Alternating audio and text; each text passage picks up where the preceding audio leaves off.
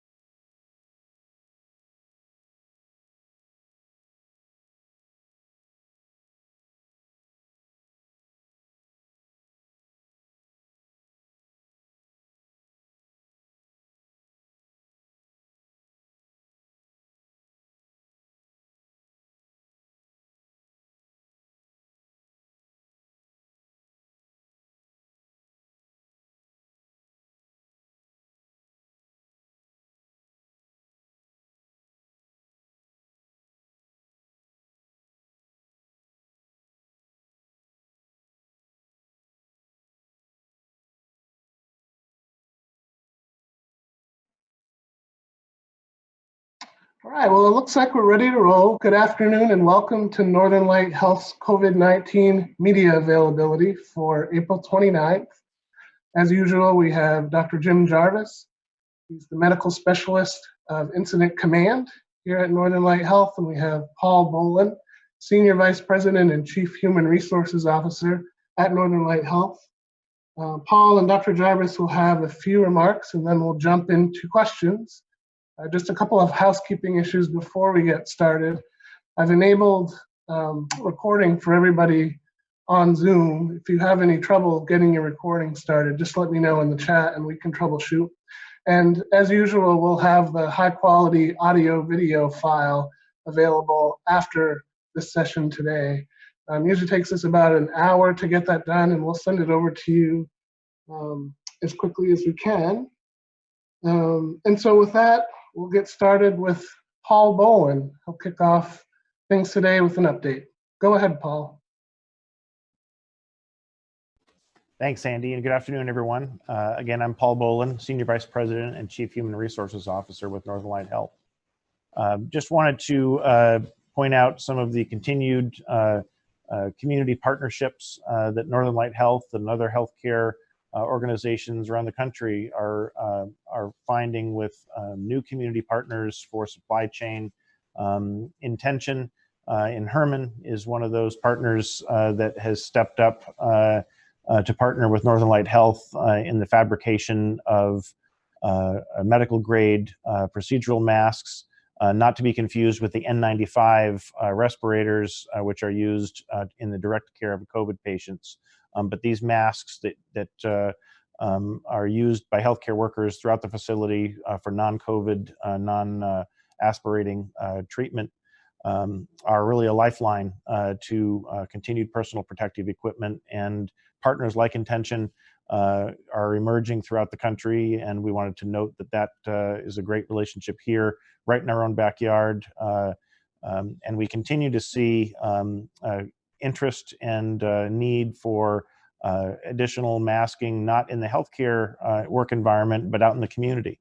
And so consistent with CDC recommendations, people are encouraged to provide a face covering, a scarf, a bandana, a cloth mask when out in the community. And so we can still continue to see interest and support for those quilters and others who are fabricating masks at home and for themselves and family members.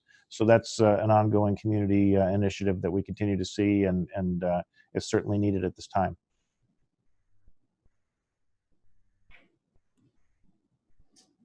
Thank you, Paul. So I want to give a couple of highlight numbers. Currently, Northern Light Health across our system have 13 confirmed cases of individuals who we are caring for. 3 of them are at Eastern Maine Medical Center, 1 is at Mercy Hospital, and the remaining 9 are being cared for by our home care and hospice workers at the individuals' homes. Currently, we have 11 patients across our system who are hospitalized who are under investigation for COVID-19, and we hope all those tests come back negative. So far to date, Northern Light Lab has tested 4,256 individuals, with 131 of those testing positive. When announcing her 4-phase plan yesterday, the governor mentioned that in phase 1, healthcare organizations will begin resuming provider healthcare services that have been delayed due to COVID-19. We support that decision, and we know that this needs to be done in a phased-in plan across our healthcare facilities, as it is being done across the economic spectrum for the state of Maine. We want to make sure that we continue to provide adequate and safe care for both our healthcare workers and for those patients and visitors that come into our facilities. With that in mind, we are currently requesting that patients and visitors wear face coverings when they enter our facilities. And as of Friday morning, we will require that to be done. We encourage you to bring your own cloth face covering to our facility, and that will help expedite the process of getting into our facilities. And that's across the spectrum of Northern Light Health. We are also going to ensure that we have adequate testing supplies in order to be able to test individuals prior to doing elective or semi-elective procedures that would put our healthcare workers and our patients at risk. And so we want to minimize that risk by testing people as adequately as possible. We do know that we continue to have challenges with testing the number of individuals that we would like to test, but we do feel we can provide that service for the people who we absolutely need to test. And so we will continue to do that. We will continue to restrict visitation, and each member organization across the health system has their own visitation policy. And it's advisable that you check with that member organization prior to visiting one of our healthcare facilities. We don't have an exact timeline as to how we will go about bringing each of these services online, and we will continue to remain in contact with our patients, the public, and utilizing the media where appropriate to make those announcements. So please stay tuned, but we do expect that at least initially we will be able to provide services to those individuals who we have pushed some of their testing and some of their procedures out, knowing that it was safe to do so, but also recognizing that the longer we wait, the more that it may be challenging to get those procedures done, and we want to make sure that we do that. At the same time, I want to continue to encourage those individuals who need healthcare to seek healthcare. So if you have any emergent conditions, please call 911. And if you have chronic healthcare conditions or acute care conditions that you have concerns about, please reach out to your providers. Remember that Northern Light Health has many safe opportunities for individuals to interact with their healthcare providers, including safely coming to our facilities and then using one of our telehealth services. And so I encourage you to do that. And with that, we'll open it up for questions. Okay, so the order for questions today will be Portland Press Herald, ABC 7, Penobscot Bay Press, WABI, Bangor Daily News, and News Center Maine. I'll call on each media organization and then I'll unmute you. You'll have a chance to ask 2 questions, and if time permits, we may be able to take additional questions at the end. If your question's directed at Paul or Dr. Jarvis, let us know beforehand and we'll make sure to get them zoomed in as quickly as possible. So with that, let's begin. The first question is yours, Joe Lawler. Yes, hi. Thanks for taking my questions. Just whoever feels like they could answer this would be fine. Can you give us some idea of? I know you said things that have been delayed will be some of the first procedures to be reopened. Can you at least give some examples of some of the healthcare services that will be reopened? Are we talking elective surgeries? Are we talking, and you mentioned testing, like what types of testing? If you could just give some more details about that. And then my second question is, I heard you talking about testing people who come in. Do you mean like people who are coming in for elective surgeries will be tested first for COVID, or could you explain what you meant by that? Sure. So I'll answer the first question, which was, what type of services do we think will be started up sooner rather than later? And the best example I can give of that would be surveillance screening for, say, individuals who are being treated for certain cancers, where we have felt that it was safe for us to delay getting a repeat CAT scan or something along those lines and now feeling that we have the ability to ensure safety and being able to bring those individuals in a safe fashion to get that kind of surveillance kind of testing done.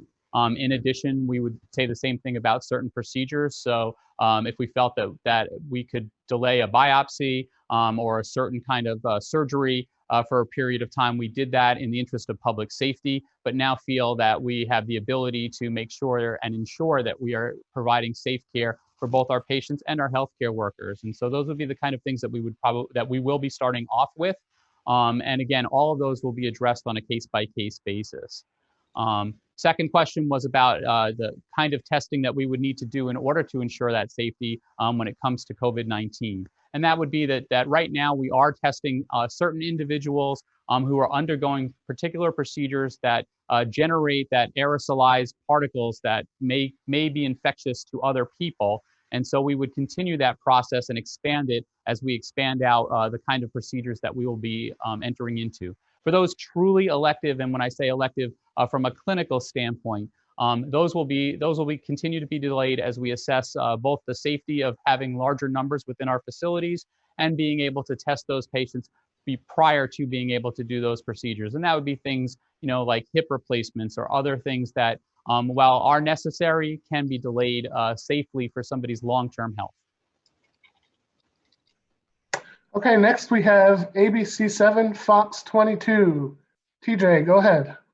Thank you, Dr. Jarvis. Several weeks ago, there were predictions and projections about what you would be dealing with as you went along through those several weeks that we've just gone through. I'm not trying to be convoluted. My question is, how surprised are you at what we have today compared with what the projections were? So the question is how surprised am I by what our actual numbers of cases are versus what the initial projections were? So I will say that I was one of those people that when looking at both China and Italy's data, expected us to see far more cases, but that was also prior to the governor's stay-at-home order, as well as our social distancing as a community. And I will say that Mainers did a fantastic job. The reason why our curve is flattened is because of the great work that everyone has done to protect themselves and, more importantly, to protect the community at large. And that is incredibly important that we continue to do that. So even as we open up hairdressers and other businesses as the governor phases those in, it is not the time for us to let up. In fact, it is the time for us to be much more engaged in the process of keeping each other safe. That's why the governor recommended and is going to require face coverings when out in public and you cannot maintain social distancing, and that all new businesses that are opening up must have the ability to have social distancing within the confines of their enterprise. That is extremely important, and that's the reason why our curve is flat. I will remind people, though, that as we flatten the curve, we extend the curve. And so if we were not to have put any of those things in places, we would have seen a larger number of infected people. We would have seen far more people hospitalized and unfortunately more deaths. But what we will see, because we did such a good job, is that the tail end of this epidemic will probably be longer, but it'll be longer with less people having severe illness and certainly less deaths, and that's important. We do not want to see a second surge, and the only way for us to prevent that second surge is to keep doing the things that we are doing now. Thank you for the questions. Thank you, sir. Okay, next we have Penobscot Bay Press. Leslie.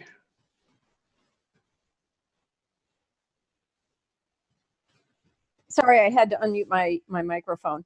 I'm not sure who this question is directed to, but I'm wondering, what are you hearing from the state about testing? Leslie, I'm not quite sure what you mean by that question. Well, is the state asking you to do anything in order to be able to test more people? Is the state making, are they communicating with you about the availability of tests? So the question is are we, I think the test is more, are we coordinating with the state regarding testing for COVID-19? And the answer to that is absolutely. Since the very, very beginning of this epidemic, the state has coordinated very well with the hospital systems across the state and with the independent hospitals as well. Personally, I sit on several of the state guidance committees in several of these areas and have at least one meeting every day, if not several meetings every day. Testing is usually a topic at every single one of those. And so we are coordinating our efforts. As the state has increased its ability to do testing, so have many of the private companies, including Northern Light Health, and we will continue to do that and continue to monitor. We also need to monitor what will be the most effective tests for us. So right now, the most of the tests being done in our state are direct tests.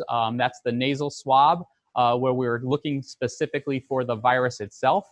We do know that there will be a phase when we switch over to serologic testing, which is blood tests that look for specific things. There are two specific categories there. One is looking for the antigen, which is viral particles, and the other is to look for antibodies, which is the human being's own body, the mechanism it uses to protect itself from infections. Currently, there is not widespread serologic testing in the state of Maine, and its utility is questionable right now. But we continue to work with the Maine CDC as well as with our partners across the state, evaluating that, and we'll continue to do so. Thank you for the question. If I could I just follow up with one more question that's quite different? Sure. Yep, With the staggering unemployment, are you anticipating increased numbers of uninsured patients, and how will that affect you? I don't think we can answer that question at this time. Certainly, employment is the number one way that people get health insurance, and Paul might want to comment a little bit on that. But we are prepared, and Northern Light has always been a healthcare agency that sees the patients first and discusses monetary considerations afterwards, and we will continue to do that. We have an obligation to our communities to certainly help out people in urgent needs and emergent care. And I'll let Paul comment. On what Dr. Jarvis mentioned, certainly unemployment, people who are laid off or furloughed from their jobs have different circumstances with regard to their benefits. Some employers are extending health benefits during furloughs, others are not. Anyone who loses health coverage has the option of electing COBRA coverage at their own expense. And so displaced workers across the state and throughout the country have a number of different options. Some of them will continue to have insurance for those reasons I mentioned. Others may not, but then may then become eligible for main care or other options as well. So it really depends on the specifics. Certainly, losing employment will have an impact on benefits, but it's really too early to say what that would do in terms of the payer mix for healthcare in the state of Maine at this point. Where at this point we anticipate much of the unemployment to be a short-term phenomenon as the economy is cued to start reopening as early as Friday. Thank you. You're welcome. Okay, next we have WABI. WABI, the floor is yours. I think my questions have actually been answered, so you can go ahead and move on. Okay, so next we have Bangor Daily News, Charlie. Yep. Hi, Dr. Jarvis and Mr. Bolin. I appreciate your time as always. I guess my questions are for Dr. Jarvis. The first one, I have one about testing in a minute, but the first one is sort of following up from Joe Lawler's question about the examples of types of services that'll come back online. I was wondering, are there any types of, I guess my question is more about less kind of urgent stuff, like maybe physicals or colonoscopies. Like, do you have any sense sort of, I assume there are sort of some backlogs of people who have had that work put off and who now need to get it done, sort of how long it could take Northern Light to work through those backlogs and kind of get back to an even keel on getting people in for that stuff?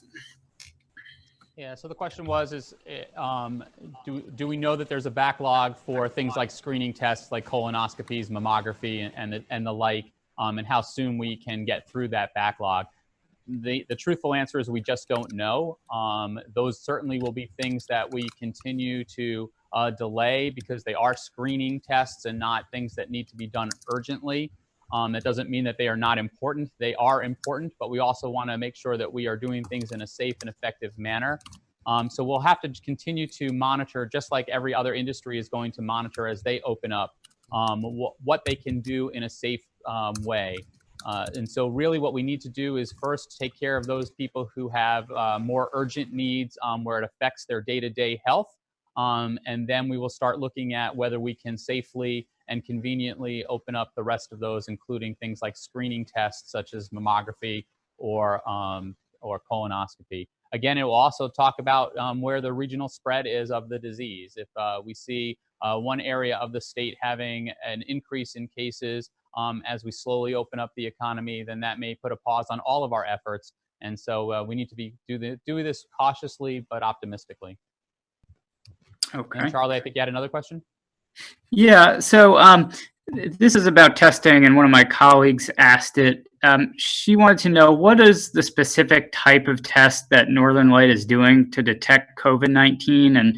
And do you have any sense how accurate it has been, for example, with producing false positives or false negatives? And do you know the rate of false negatives, if, as part of that question?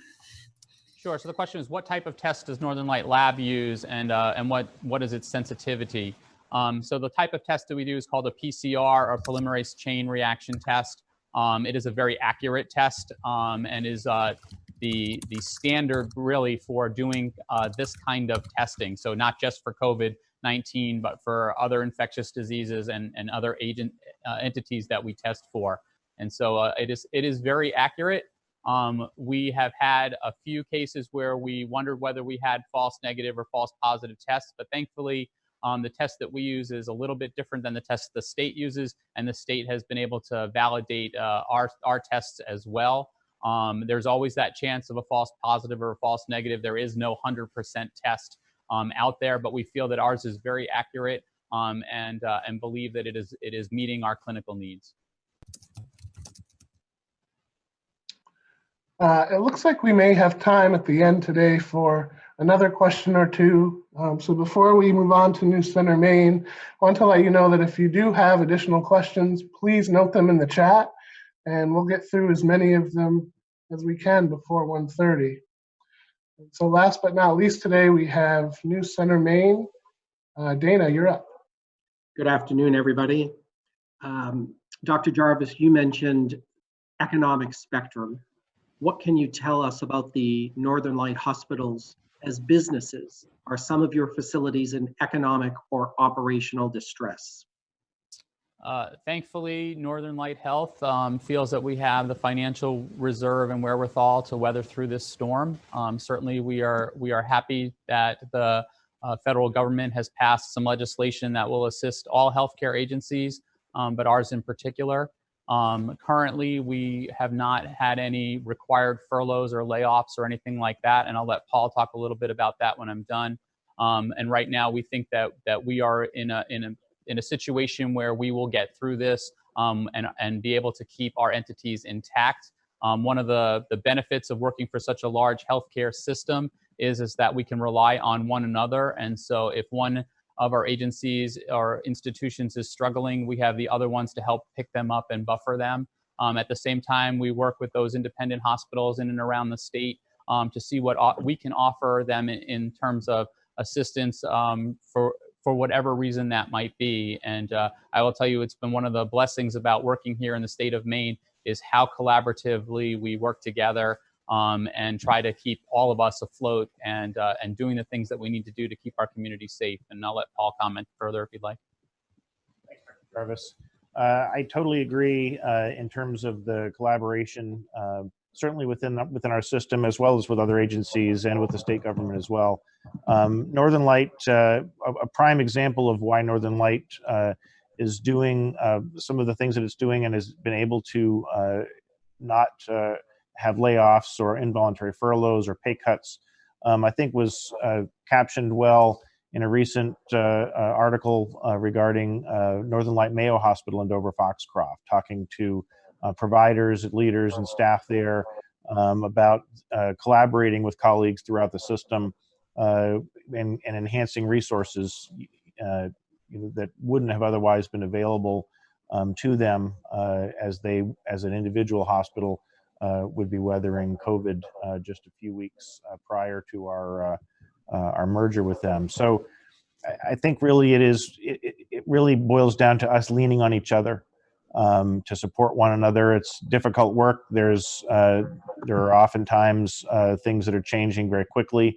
And certainly as we saw at the early stages of the COVID pandemic, but really it's relying on one another, supporting one another, whether it's behavioral health and other types of support, or support in the direct workplace. So all of those things I think have allowed us to weather this as well as we have, and so we feel certainly fortunate given the circumstances.